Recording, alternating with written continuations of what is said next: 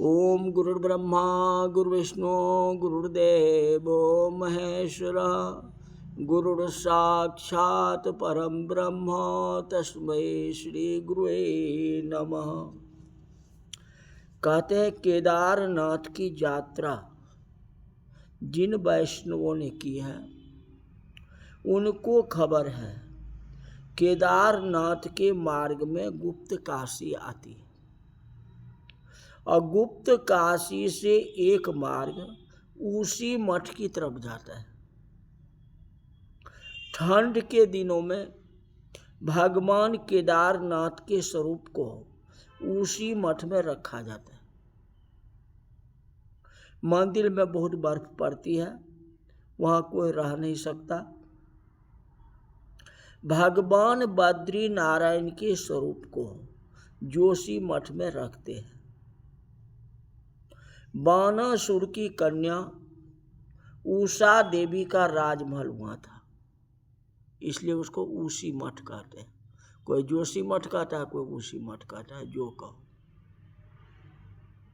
इसलिए उसको उसी मठ कहते हैं।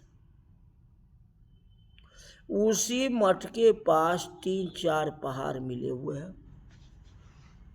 शांत वातावरण हो तो बहुत आनंद आता है। वहाँ मानव खड़ा होकर के जो शब्द बोलता है वही शब्द प्रतिध्वनि के रूप में उसके कान में आता है। 3-4 पहाड़ मिले हुए हैं, इसलिए प्रतिध्वनि निकलती है। जो बोलते हैं वो आवाज टकरा करके फिर वापस आता है। तो कहते हैं आप जो शब्द बोलो उसकी प्रतिध्वनि आएगी और प्रतिध्वनि की प्रतिध्वनि दूसरों पहाड़ों में से निकलेगी। एक पहाड़ के साथ बोलोगे तो दूसरे पहाड़ों से वह ध्वनि निकलेगी।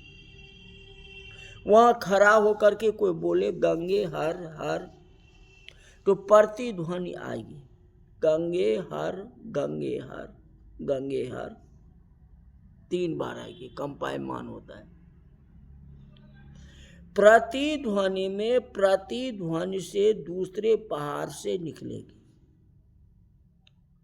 एक बार आप गंगे हर बोलो तो 2 बार 3 बार उसमें हर हर गंगे की आवाज आएगी, कंपायमान होता है ध्वनि। कदाचित यहाँ कोई जा करके बोले जो तेरा सत्यानाश हो जाए तो प्रतिध्वनि आएगी, तेरा सत्यानाश हो जाएगा। वहाँ तो ट्रू होता है ना, आप जो बोलेगा वही जो है 3 बार बोलेगा, आवाज टकराता है एक पहाड़ से दूसरे पहाड़ में। तो आप किसी को बोलोगे जो सत्यानाश हो जाएगा तो उसमें 3 बार बोलेगा सत्यानाश हो जाएगा। कहने का मतलब है जैसा ध्वनि करो वैसा ही ध्वनि होगा। जगत के लिए आप वैसे ही हो, जैसा व्यवहार करोगे वैसे ही व्यवहार का परिणाम मिलेगा आपको। भाव जगत के जीव आपके लिए रखेंगे। ये संसार जो है भाव में है, भावना का भूखा है। किसी के लिए खराब विचार मत करो, किसी के लिए खराब शब्द मत बोलो। सद्भाव से ही सत्कर्म होता है। सद्भाव से माने सुंदर भाव से ही सत्कर्म होता है। सनातन धर्म में क्रिया को बहुत महत्व नहीं दिया गया है। क्रिया करने वाले हृदय में भाव कैसा है, काम करते हो लेकिन आपकी भावना क्या है, किस भाव से आप करते हो, इसका महत्व। जो किसी कार्य को करता है उसको पहले परखो, उसके मन में क्या है, लोभ से कर रहा है कि निष्काम भावना से कर रहा है। आखिर कुछ तो होगा ही। जो कभी काम करता नहीं था वो यह काम करता है, ये क्या हो गया। कहते एक चोर था, वह चोरी करने के लिए निकला तो मार्ग में सत्यनारायण भगवान का एक मंदिर आया। वह मंदिर में गया और सत्यनारायण भगवान को वंदना करके उनसे मनौती रखी, हे सत्यनारायण भगवान, मैं चोरी करने के लिए जाता हूँ, मेरे ऊपर कृपा करो, माने चोरी मेरा सफल हो जाए। आज मुझे 25-30 हजार रुपये मिलना चाहिए। मुझे 25-30 हजार रुपया मिल जाए तो घर में आपको 1.25 मन का हलवा बनाऊंगा, अनेक ब्राह्मणों को बुलाऊंगा और बड़ी धूमधाम से सत्यनारायण भगवान का पूजन करूंगा। उसने भगवान की ऐसी मनौती रखी। उस दिन का योग कुछ ऐसा था कि उसको उस दिन चोरी में 30 हजार रुपये मिल गए। फिर तो उसने अनेक साधुओं को बुलाया, अनेक ब्राह्मणों को बुलाया, 1.25 मन का हलवा बनाया, सत्यनारायण भगवान की बड़ी धूमधाम से पूजा की। चोर सत्यनारायण की पूजा करता है, यह धर्म है या अधर्म? बताओ।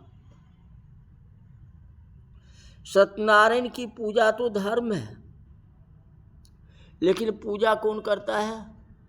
चोर करता है। तो उसका सत्य में स्नेह नहीं है,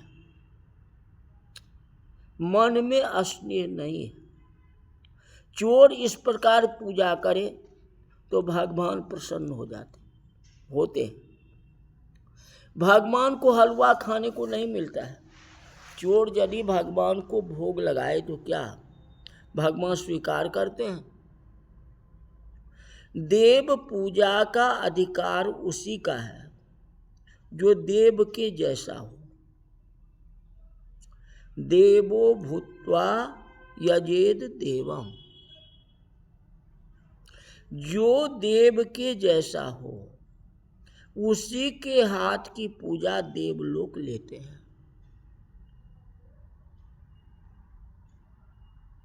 रामायण में लिखा, जो माँ नहीं मात पिता नहीं देवा, असाधुन सन करवावहि सेवा, और जिनके ये आचरण भवानी, तो ते जानो निश्चय सब प्राणी।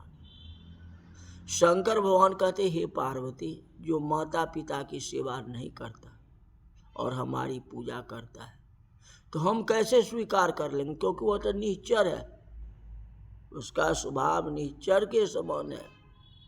आज तो उसका पूजा मैं स्वीकार कैसे करूं? क्योंकि पृथ्वी का तो देवता माता पिता है, माता पिता को अनादर करता है और तीर्थ यात्रा करता है, हमारी पूजा करता है, उसको हम स्वीकार कैसे करेंगे? हाँ, जो हो गया सो हो गया। अब संकल्प ले जी हम माता पिता की सेवा करेंगे। आज हे सत्यनारायण भगवान में आपका पूजन किया, आज से मुझे सुमति दो, बीती बात को छोड़ दो, तो सत्यनारायण भगवान स्वीकार कर लेंगे। जिस तरह ये चोर की भावनाएं थी, चोर अगर सत्यनारायण पूजा करके संकल्प कर लेता जो आज से हम चोरी नहीं करेंगे, तो भगवान स्वीकार कर लेते। किया नहीं, फिर तो वह चोरी करने के लिए ही जाएगा। तो उसको कैसे भगवान स्वीकार कर लेंगे? भगवान जो है भाव को देखते हैं, भाव होना चाहिए, सत्य में स्नेह होना चाहिए, प्रभु से प्रेम होना चाहिए। और चोरी करने के लिए जाओ या कहो कि जो मेरे को इतना धन हो जाएगा तो भगवान आपका पूजन करूंगा, तो ये क्या हो गया? तो लालच वाली बात हुई ना। किसी साहूकार का एक बेटा, बहू और पोता था। बहू जो है साहूकार को नहीं मानता, बस ससुर हो गया ना, उसको मान दान नहीं करता था। बेटा भी उसके ऊपर ध्यान नहीं देता था, लेकिन पोता का ध्यान था। पोता तेज था तो छोटा ही था, लेकिन था, ज्ञान था उसके पास में, उसने कुछ दिमाग लगाता हो। वह झूठ बोल के माँ से कहती है कि माँ, हमारे दादाजी के पास में 2 करोड़ रुपया है। तो उसकी मम्मी कहती है, तुम्हें कैसे पता है? क्योंकि आज जो है फ़ोन पर बात कर रहे थे, 2 करोड़ रुपया बैलेंस चल रहा है, या कहीं बैंक में है या कुछ है, इस तरह से मैंने सुना हो। अब उस बच्चे को माँ कहता है जो चुप रहो, मैं तुम्हें टॉफ़ी देता हूँ, चॉकलेट देता हूँ, तो खाओ, ये बात किसी को मत कहना। अब जो है उस दिन से दूध का गिलास भर भर के, चाय अच्छे एकदम स्पेशल चाय, पूरी पकौड़ा, अच्छे कपड़ा वगैरह वगैरह जो है अपने जो है ससुर को खिलाना प्रारंभ कर दिया। ससुर जो है पोता से पूछता है कि पोते ये क्या हो गया? क्योंकि मैंने दिमाग लगाया हो ना, आप तो मौज करो। आज है दूध का गिलास कैसे जा रहा है? कर्म कर रहा है, वह ससुर की सेवा कर रहा है, मन में लालच है जो हमारे ससुर के पास में 2 करोड़ रुपए, पैसे की लालच। तो आप पूजा करते हो, लेकिन भावना किसी का काम तो करते हो, बहुत अच्छे कर रहे हो, मन में भावना तो है जी ये प्रॉपर्टी हमारी हो जाती है, या इसके पास जो धन है मेरे को दे देता है, या इसके पास जो बेटी है उससे विवाह मेरा कर देता है, या कोई बातें, या व्यापार में शेयर कर लेता है, कोई तो बात है ना, तब ये तो कोई कर्म करे। तो वह कर्म कैसे हुआ बताओ? कर्म तो उसको कहेगा जो निष्काम भावना से करे, तब निष्काम तो हुआ नहीं। चतुर्थ स्कंद में प्रथम धर्म प्रकरण है। धर्म प्रकरण में दक्ष प्रजापति की यज्ञ की कथा। यज्ञ करने से यजमान का कल्याण होता है। दक्ष प्रजापति ने ऐसा यज्ञ किया जिसको करने के बाद उसके घर में कोई रोने वाला भी नहीं रहा, क्योंकि दक्ष प्रजापति को अभिमान था जो सबको बुलाएंगे और शिव जी को नहीं बुलाएंगे। आखिर वही किया, आगे कथा आएगी। शिव जी को नहीं बुलाया। सती के मन में आ गई कि पिता की यहाँ यज्ञ हो रहा है तो उसमें हमारा जाना अनिवार्य है। और जब सती गई तो कहता हूं न दीख शंभु कर भागा, कहीं शिव जी का नाम आ ही नहीं रहा था। तो सती को आत्मग्लानि हुई ना, और आत्मग्लानि होकर के जल करके भस्म हो गई ना। फिर शंकर भगवान का सैनिक गए ना, और जाके यज्ञ को विध्वंस किया ना, कितने का जान चला गया बताओ। तो ये तो कर्म किया, दक्ष प्रजापति ने कर्म तो किया, ये अभिमान में कर्म किया। दक्ष प्रजापति को, अरे दामाद है ना, दामाद जो है ससुर को कैसे सम्मान करेगा? जब राज्यसभा लगा, दक्ष प्रजापति ने सभा लगाई थे, तो सारे देवी देवता आए थे, शंकर भगवान भी आए और चुपचाप बैठ गए। दक्ष प्रजापति के मन में तो यही आ जाए, मेरे को प्रणाम नहीं किया, यही बात थी ना। हाँ, आज जिसके कार्य से इतना बड़ा कठिन यज्ञ किया और यज्ञ में शिव जी को अपमान कर दिया, और अपमान का फल क्या हुआ देख लिए, जो कथा विस्तार से बाद में बताऊंगा। इसलिए कर्म करो, लेकिन मन में भावनाएं होनी चाहिए, मन विचार अच्छी होनी चाहिए, तब भगवान स्वीकार करते हैं। अगर विचार आपका अच्छी नहीं है, भावना अच्छी नहीं है, तो भगवान कैसे स्वीकार करेंगे बताओ।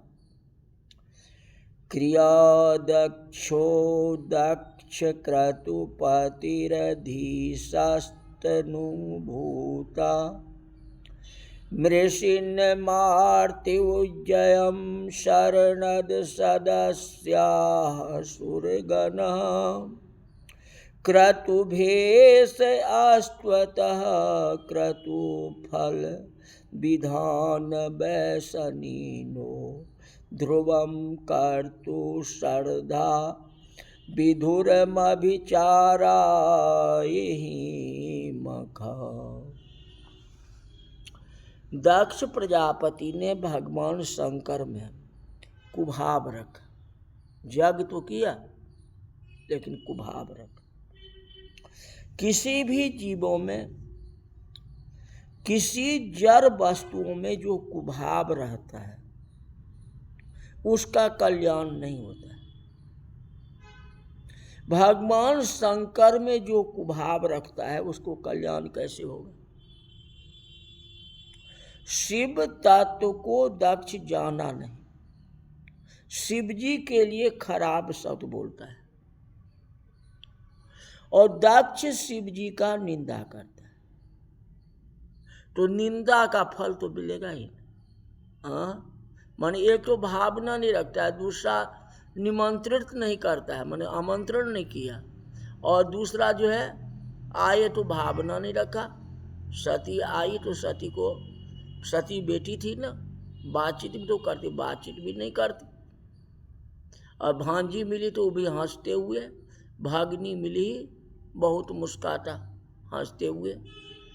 माँ तो माँ होती है ना, माँ मिली ये बात नहीं है। माँ भी तो पति के बस में है, दक्ष प्रजापति के बस में थे, तो माँ इसमें क्या करते थे?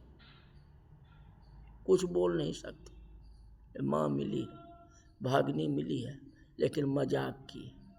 ऐसा मजाक नहीं करो, भावना पक्का रखो, मन सच्चा रखो और कर्म करो तो तेरा हो जाए बेड़ा पार। तो कल इसको हम विस्तार से कथा बताएंगे। आज की कथा यही तक रही। बोल वृंदावन बिहारी लाल की जय।